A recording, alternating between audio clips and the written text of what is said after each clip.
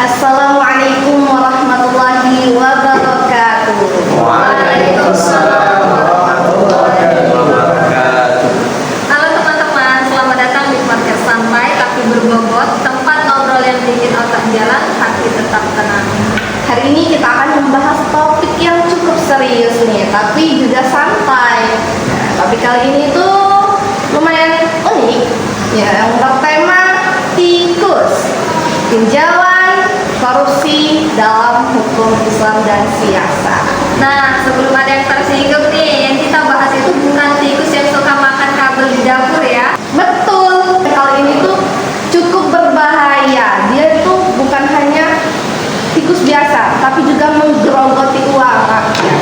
Dan uniknya, semakin besar tikusnya, semakin besar pula jas dan dasinya. Iya. Saya sepertinya disinggung nih. Sekarang sudah hadir bersama kita itu 3 narasumber keren. Yang pertama ada Bapak dosen Pak Seno sebagai dosen bidang hukum dan fikih siasat. Halo, assalamualaikum. Senang bisa hadir di sini. Halo.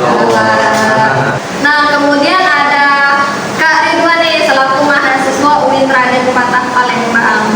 Halo semuanya. Halo Kak Ridwan. Dan yang terakhir ada Mas Fajri sebagai salah satu tokoh masyarakat. Halo Mas. Halo, assalamualaikum. Waalaikumsalam. Terima kasih telah mengundang saya di sini. Iya. Pak Seno, menurut Pak Seno, apa sih korupsi itu dalam pandangan Islam? Oke, menarik sekali pertanyaannya. Namun sebelum pertanyaan saya sebelumnya salpok dengan judul kita pada hari ini, yaitu tentang apa? Tikus. Apa tinjauan? Korupsi hukum dalam Islam. Sangat menarik sekali. Ini langsung saja ke pertanyaan, apa sih yang dimaksud dengan korupsi dalam Islam? Dalam Islam itu korupsi adalah termasuk perbuatan khianat terhadap amanah, memakan harta secara batil, dan bahkan bisa masuk ke dalam kategori gulul, yang artinya penggelapan atau penyalahgunaan harta yang dipercayakan. Sebagaimana firman-Nya Allah Subhanahu wa taala dalam surah Al-Baqarah ayat 188, yaitu a'udzubillahi minasyaitonir rajim wa la ta'kulu amwalakum bainakum bil batil, yang artinya dan janganlah kamu memakan harta di antara kamu dengan jalan yang batil. Ayat ini menjelaskan bahwa segala bentuk pengambilan harta yang bukan haknya termasuk suap, penggelapan, dan juga anggaran dan penyalahgunaan jabatan merupakan perbuatan yang dilarang banget. Oke Pak, jadi koruptor itu bukan hanya melanggar hukum negara ya, tapi juga melanggar hukum syariat. Iya, betul sekali. Perbuatan korupsi itu bukan hanya melanggar hukum negara, tapi juga melanggar hukum syariat.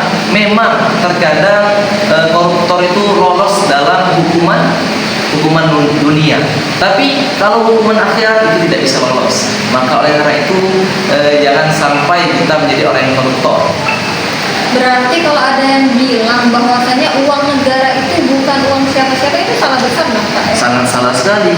Karena sejatinya uang negara itu adalah amanah dari rakyat, dan uang itu harus dimanfaatkan untuk kemaslahatan rakyat. Jadi kalau digunakan untuk kewenangan pribadi, apalagi untuk korupsi, ya kan, itu sangat merugikan masyarakat banyak, sehingga itu sangat berdampak sekali bagi masyarakat. Saudara Ridwan, sebagai mahasiswa, bagaimana pandangan saudara terkait fenomena korupsi yang marak saat ini? Oke, menurut saya korupsi itu bukan hanya saja perihal hukum. Akan tetapi masalah korupsi itu mengenai kehidupan sehari-hari seperti krisis moral dan juga budaya. Kita ambil contohnya, seringkali masyarakat melihat korupsi itu dari nominal. Akan tetapi kita tidak menyadari bahwa korupsi itu sering kita alami pada kehidupan sehari-hari. Contohnya, kita beli sesuatu, ngomongnya kita 3, ternyata kita mengambil lebih dari 3. Terus tuh selanjutnya menitipkan absen dan juga mencontek ketika ujian. Itu salah satu contoh tindakan korupsi di dalam kehidupan sehari-hari. Waduh, berarti titip absen juga termasuk dari bibit korupsi juga ya Kak? Kalau dipikir-pikir Itu absen itu yang ialah merupakan tindakan korupsi. Karena apa? Ada krisis moral seperti tidak adanya kejujuran di dalam menitipkan absen. Jadi seolah-olah dosen itu mengira siswa tersebut, mahasiswa tersebut hadir, akan tetapi di dalam absen tersebut ada penipuan yang terjadi. Berarti korupsi itu tidak harus menjadi pejabat dulu ya? Betul sekali, karena seringkali korupsi itu tumbuh dari hal-hal yang kecil yang sering kita sepelekan. Mas Fajri nih sebagai salah satu tokoh masyarakat, menurut Mas Fajri ada dampaknya nggak sih korupsi itu terhadap masyarakat, Mas? Oh, tentu saja Mbak, sangat berdampak dalam kehidupan masyarakat sehari-hari. Karena dari setiap kebijakan tersebut memiliki dampak baik secara langsung ataupun tidak langsung dalam kehidupan masyarakat di keseharian. Contohnya nih Mas, apa aja gitu? Oh Mbak, tentu saja dalam korupsi itu memiliki dampak yang besar. Contohnya seperti kurangnya fasilitas di pendidikan, banyaknya rusaknya jalanan, serta kurangnya kesehatan di pelosok maupun di desa. Jadi sebenarnya korupsi itu bukan hanya berdampak untuk negara ya korbannya, tetapi juga masyarakat luas ya. Ya tentu saja Mbak, korupsi itu tidak hanya merugikan negara, tetapi seluruh masyarakat yang berada di suatu wilayah yang berada dalam suatu pemerintahan tersebut Mbak. Dari anak-anak hingga orang dewasa tentu saja memiliki dampak dari korupsi tersebut. Oke, Pak Seno. Kalau dalam fikih siasat sendiri itu bagaimana pandangan Pak? Baik Mbak Dia, dalam fikih siasat, pemimpin itu adalah pemegang amanah. Sebagaimana sabdanya Rasulullah, kullukum ra'in wa kullukum mas'ulun ar-ra'iyyati. Yang artinya setiap kalian adalah pemimpin dan setiap kalian akan dimintai pertanggungjawaban atas apa yang kalian pimpin.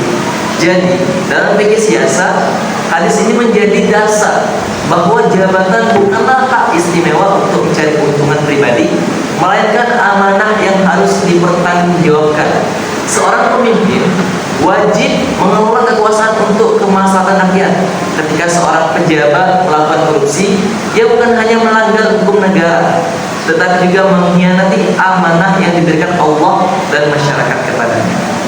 Jadi kalau diibaratkan dengan apa ya Pak? Jadi pemimpin itu nahkodanya.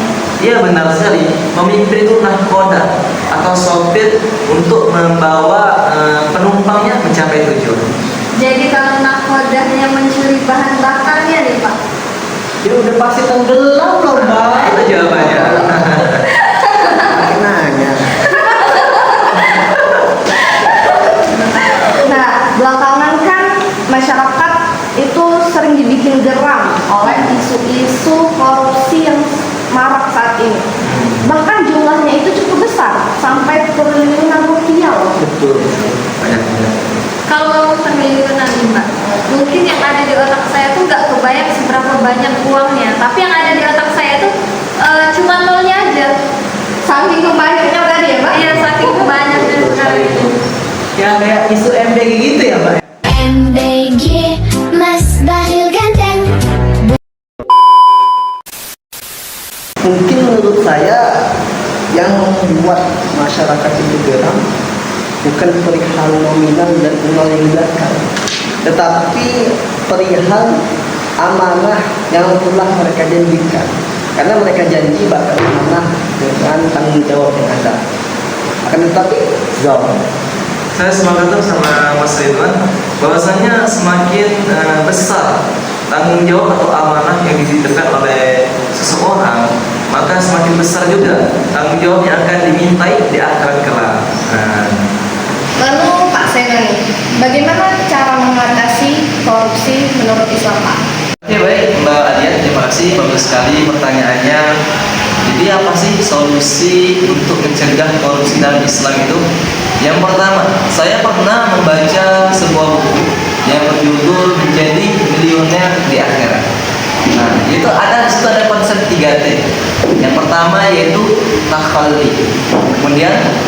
tahalli. Dan yang terakhir yaitu tajalli. Ada yang tahu apa yang dimaksud dengan tiga ini? Apa itu? Nah, jadi yang pertama itu takhalli. Takhalli itu artinya mengosongkan hati atau diri dari sifat-sifat yang buruk. Nah, seperti berbohong, ya kan? Apalagi banyak sifat-sifat yang buruk kan. Nah, kemudian tahal itu mengisi. Tadi kan takhalli mengosongkan diri dari sifat-sifat yang buruk. Nah, tahal ini mengisi diri atau hati dengan sifat-sifat yang baik. Yaitu yang pertama ada sifat jujur, bertanggung jawab, ya kan? Banyak dan sebagainya. Kemudian ada yang namanya tajalli. Tajalli itu apa? Yaitu menerapkan, mengamalkan. Nah, kalau sudah dikosongkan seperti sebuah ladang itu kalau kita ingin menanami sesuatu pasti kita bersihkan terlebih dahulu. Kemudian kita tanami dengan tanaman yang indah. Kalau sudah ditanami, kita jual. Nah, inilah yang maksudnya tajalli. Kita mengamalkan, kita menampakkan dari sifat-sifat yang sudah kita tanam tadi kepada masyarakat, kita amalkan. Nah, jadi itulah bagaimana cara solusi untuk mengatasi dari korupsi, menanamkan sifat amanah dan juga bertanggung jawab. Nah, dari obrolan kita pada hari ini kita belajar bahwasanya korupsi itu bukan hanya sekedar pelanggaran hukum saja, tetapi juga pengkhianatan terhadap amanah rakyat dan juga ajaran dari agama Islam. Iya, dalam perspektif Islam dan fikih siasa, korupsi merupakan perbuatan yang merusak kemaslahatan umum serta termasuk bentuk memakan harta secara batil. Sepakat, saya sangat sepakat.